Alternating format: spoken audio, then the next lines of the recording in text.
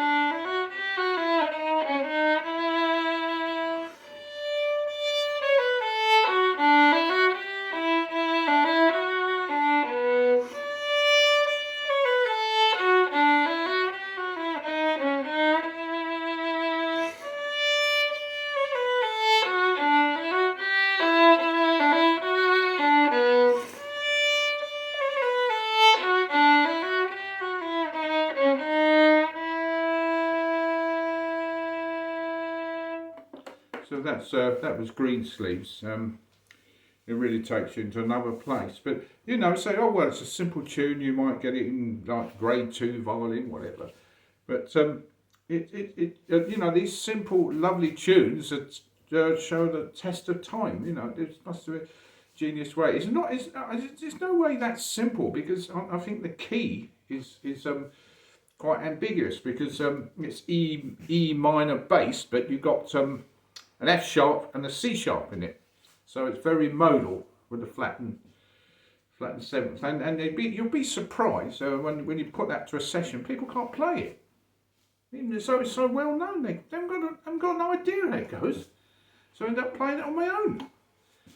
But we're going to the next one now, which is called the King of the Fairies, or the Ringed Handkerchief. Is this tune is in exactly the same mode. And this is why I thought it was originally at the same period, but it's not. It's the same mode it uses. So we're going to do a little back step on this.